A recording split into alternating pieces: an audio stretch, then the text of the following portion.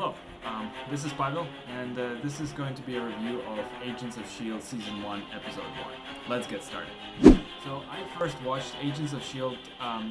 Actually a few years ago, and I really liked this show. I think I started watching it when it first came out, and I think that was in 2013, I believe, right? So, after the first Avengers was released in 2012, there was this idea of making this interconnected MCU, right, where the TV shows and the movies would coexist within the same universe, right? And the Marvel Cinematic Universe at the time just consisted of movies, and Agents of S.h.i.e.L.D. was supposed to be their foray into the TV realm, and it was spearheaded by actually, I think, the brother of Joss Whedon, who directed the first Avengers. I think it's Jed Whedon, and his wife, and also was produced by Joe Lowe.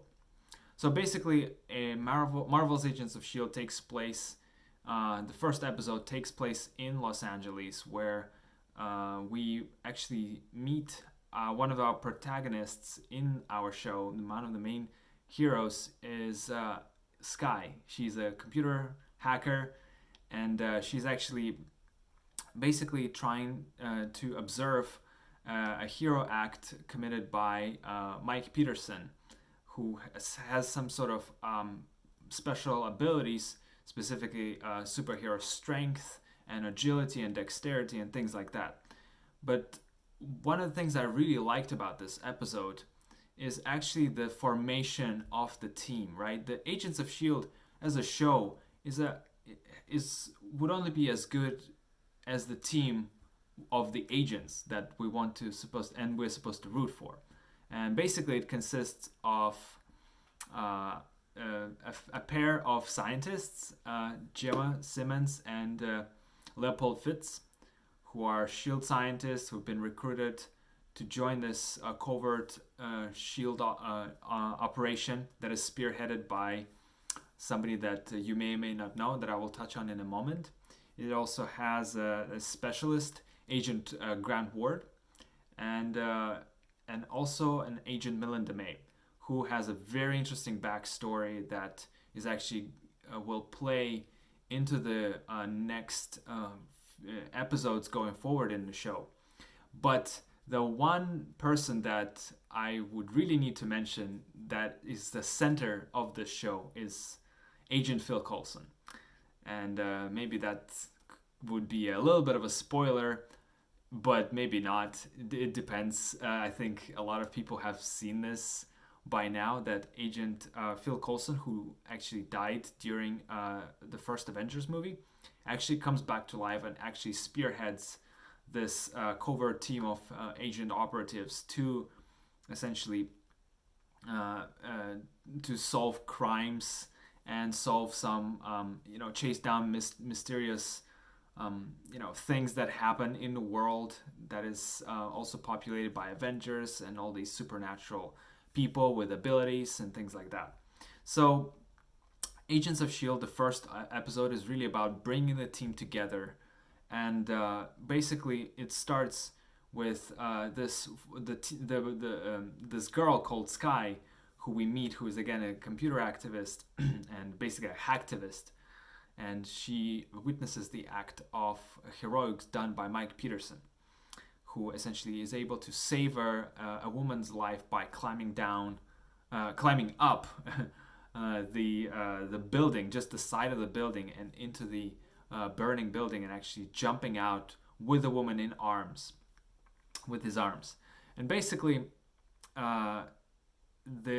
once the team gets together, when Agent Phil Coulson assembles this team, they are embarking to track down this individual, as well as stumbling upon S.h.i.e.L.D.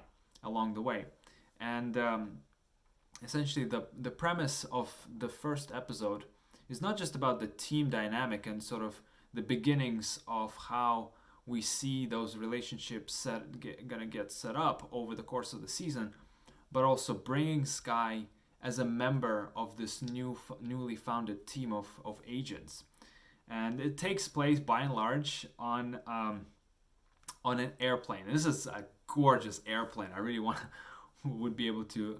I really wish I could be able to go to that type of airplane and just be able to be a part of maybe like a laboratory experiment that is conducted by Gemma Simmons and Leopold Fitz. But it's very interesting to see them at such an early stage in their journey where they're basically just trying to see whether or not they will gel together as a team. Because for Grant Ward, for example, who's an absolutely incredible character, um, basically we see him on a mission in the beginning of the episode where he is in Paris and he tracks down some bad people basically, and we see that he's a super capable spy. And when he gets recruited by Phil Coulson, he actually tells him that he doesn't need anybody, he doesn't need a team, and it takes Phil Coulson to really to convince him that you could do some good as part of the team. And one of the things that's very cool about the reveal of Agent Coulson coming back to life, when he recruits Grant Ward, is actually in the scene where we get first introduction into the interconnected universe, right? We get introduction to Agent Coulson in that scene, but also we get a reintroduction to Maria Hill, who you may remember from Avengers, right? She's like a right hand woman agent to Director Fury. So you may see her in that movie, and you recall that she plays a really big role in there. And this just sort of plays into the idea that this show takes place within the same universe, sort of grounding that in the Marvel Cinematic Universe. And as seasons progressed, I have seen obviously some episodes already. I know it's there are some sort of deviations from that interconnected nature of things, but actually they do play a pretty good role overall of tying the movies into the certain episodes together, and I think they're doing a pretty good job at that. So when they get introduced to each other, the whole team gets assembled. They track down Sky, they track down Mike Peterson, and essentially they find out that he is actually is a test subject in a program that is run by by Centipede. Centipede is this very mysterious organization that essentially does some experiments on humans, more or less illegal experiments, and essentially they're using basically the serum, or let's just simplistically say they use a particular type of chemical that is found, you may remember in Iron Man 3, this is called like extremis type injection, right? Where if you inject this extremis injection into yourself, you get superhero abilities like super strength and dexterity and agility and all that stuff, and you sort of maybe get some regenerative properties as well. But the downside of extremis is actually being very volatile. Literally speaking, you can actually combust at any point, and you have to really know that you found a right fit, right human subject to test this compound in, because otherwise they'll just explode, right? With like what we've seen in Iron Man 3, for example. So when they find Mike Peterson, they see that he has like basically a centipede type thing on his wrist, which actually has like, I guess, like this extremis thing running through, which is what gives him the superhero ability.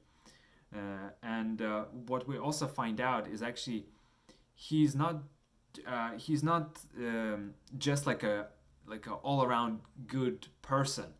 Well, he is, but what's interesting though is what extremis actually does to his psyche, how he perceives what his role is and what his purpose in life is, because now he basically he's a single dad. He has a son that we see he really cares for, and he tries to do good by him. And unfortunately, due to some, I guess, circumstances, he gets laid off of the job, and we see him actually releasing that anger and built up anger towards his boss who just fired him, and it actually hurts him as well as just like destroys some stuff at the factory. And really that is the first glimpse of his power when it's used not for the good, for saving another person's life. And we see that it affects him, and sort of that becomes a really key pivotal point for this whole episode, where we know that our character is now trying to find out a solution to not only taking him in and sort of helping him understand his power, but also actually trying to mitigate um, the some of the negative consequences that Extremis is doing to him, and as a result of Mike doing to the rest of the people. He actually, the way he gets entangled with Sky in the beginning is she tracks him down, and she actually tries to, I guess, offer him to become a superhero of sorts.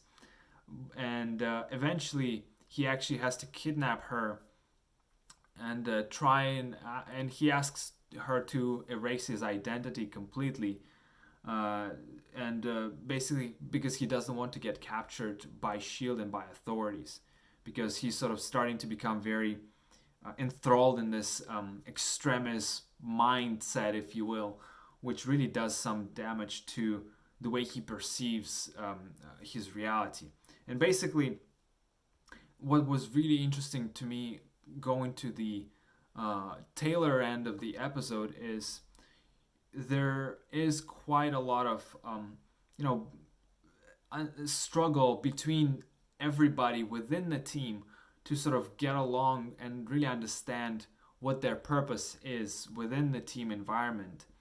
And it's really important to emphasize that the show, this particular show, is an ensemble cast, right?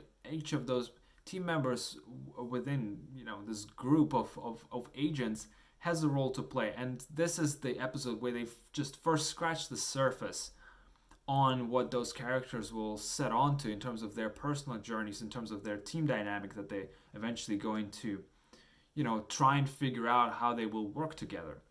And we see them having to find a solution to the combustion problem that Mike is actually facing, because what they find out during the course of the episode is that actually Mike Peterson is again very much unstable because of that extremis serum running through his veins, and they need to find a solution to his combustion problem by running against the clock, right? They only have limited amount of time because they figure out, okay, he's going to explode anytime soon. And actually when he kidnaps Sky to coerce her to get rid of all his information on him, that sort of really precipitates a chain of events at the end of the episode where they all are actually, so this episode takes place in LA, so now they are actually at Union Station.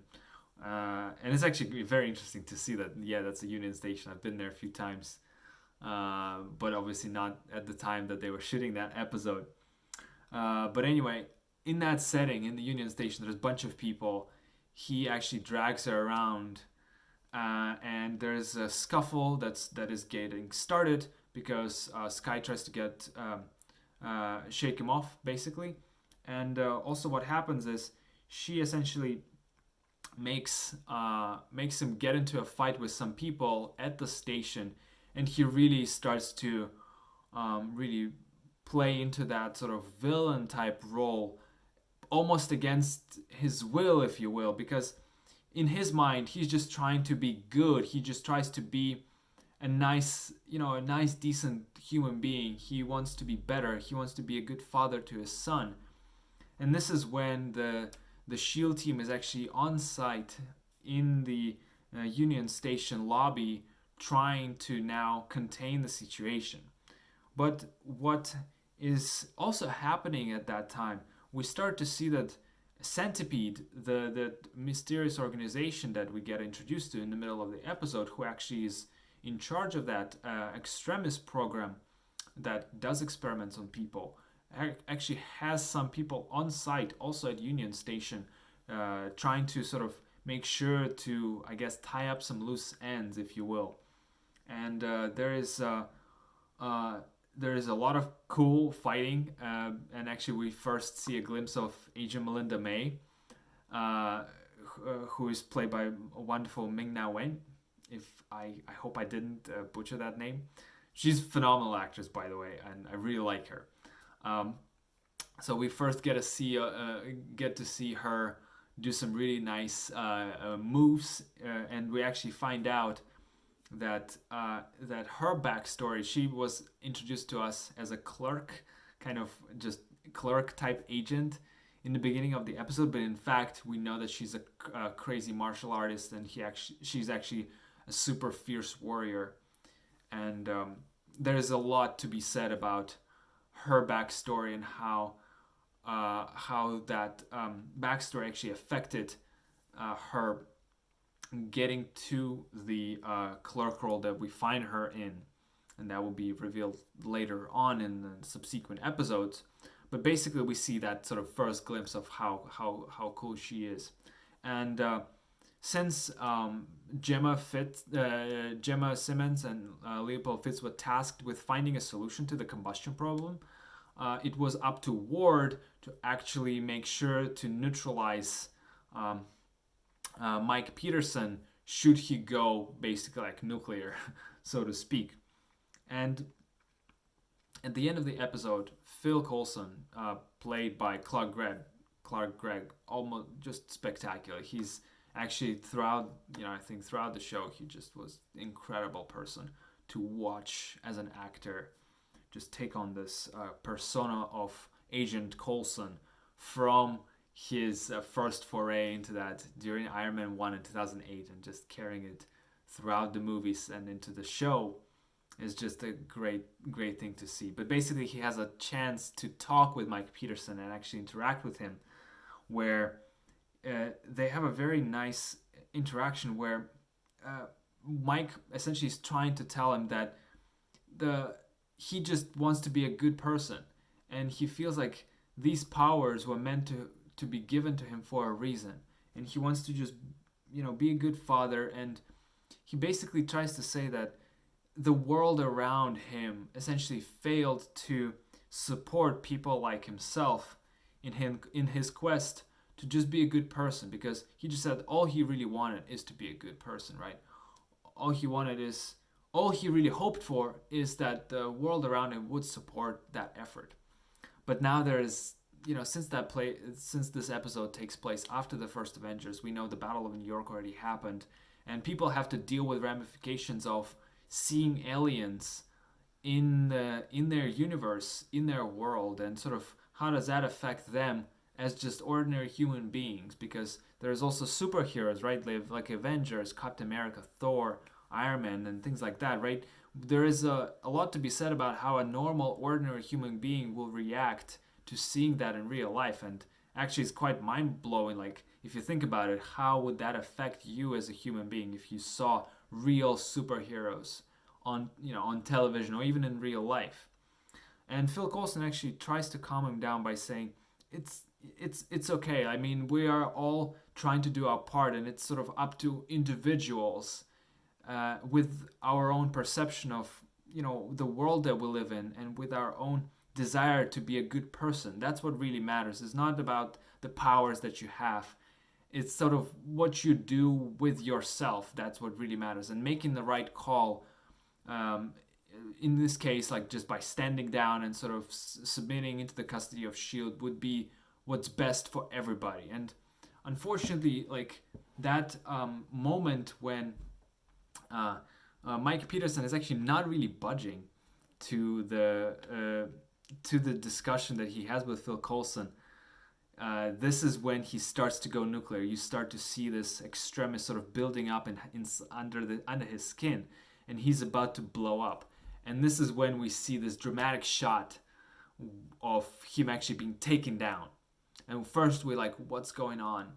We don't know if he has actually been shot, because we know that Ward was actually about to shoot him, because that was sort of their safety option, is just to have Ward neutralize Mike at all. But what we realize is actually Fitz and Simmons actually pulled through. They were able to design a dendrotoxin bullet that actually was used in a rifle by Agent Ward, who actually shot Mike, allowing him to be neutralized and stabilized as a result of this dendrotoxin interacting with the extremist portion, sort of coursing through his veins, and that diffused this whole situation. That was a really powerful moment. Also, not just from the story point of view, but also from the music. It really showed that being a good person may not be enough. Sometimes you have to take a bit of a risk, and you got to take a person out in the sense that they were not in control of themselves. So the only way you can help them is taking these dramatic steps, right? And this was such a bold choice for the first episode. It wasn't just enough for Phil Coulson to talk to him, which he's a great speaker. He knows how to get to him, but in that instance, it wasn't enough for him just to talk to Mike. What it took is actually the effort of the whole team to be able to diffuse the situation, and it took the efforts of Fitz and Simmons to work against the clock to find this way of neutralizing. It took Ward's precision shot to be able to do that at the very last second. But so this concludes the episode, and we really start to see the beginnings of that group of agents. And obviously, I didn't really touch much on s.h.i.e.L.D, and I think that maybe is a mistake on my part, because she's one of the central characters. I think by far, I would say, between her and Agent Coulson, these are the two main storylines that are very important going into the future.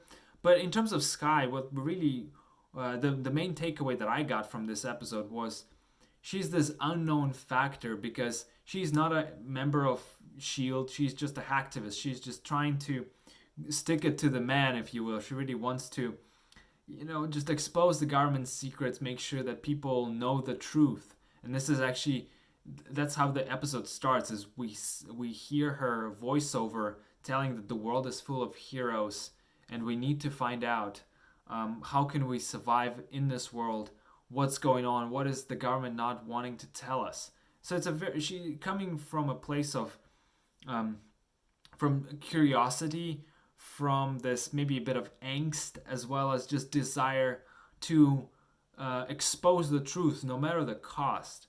And essentially, she does get recruited along the way.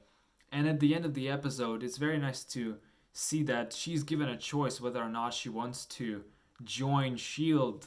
in some capacity and just go along for the ride, to actually be a part of the government organization, if you will, that she wanted to fight all this time in a way, and to sort of see for herself whether or not what they're doing, what the s.h.i.e.L.D. is doing, is actually worth risk trying to be exposed and actually talking about to other people. And the show, the episode on the show ends with Phil Coulson and s.h.i.e.L.D. actually taking off in a very nice, I believe it's a Corvette named Lola, because they get a call from the team back at the bus, which is what they call that fantastic airplane. Again, I really want to try and write, not that I ever will, about an 084. 084 is the object of unknown origin, essentially, and this sets us up perfectly for the next episode. Essentially, she's excited to learn more about s.h.i.e.L.D., and Phil Coulson is very, very happy to bring her on board, because she, in his mind, presents this very unique variable and very interesting addition to the team, because there is already a specialist who, in the face of Agent Grant Ward, obviously, there is a science team, sort of sub-team between Simmons and Fitz, as well as Agent May, who has her own specialist training, as well as just her other qualities that we will talk about in the future videos, and himself. And now bringing this new character into the fold and making her a part of the team really puts this ensemble into a very unique dynamic going forward. So it's not just about Agents of s.h.i.e.L.D., it's how they interact with people outside of the system, and her being that outside person really makes her almost like our lens into the world that these agents inhabit.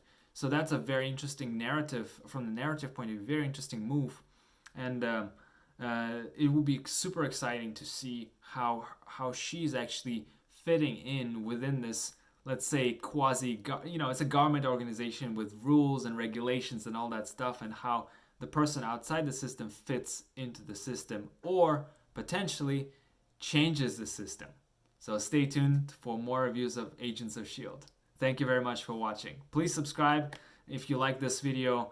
I look forward to bringing you more reviews of this show as well as others. Hit me in the comments below, and if you watch this video, if you watched the Agents of S.h.i.e.L.D. Season 1 already in its entirety or just getting started. And let me know what you think about the episode. I look forward to reading your comments. And I'm a big fan of the show. I look forward to rewatching some of the episodes and just going along for the ride again. So stay tuned for more episodes, and again, thank you so much for watching.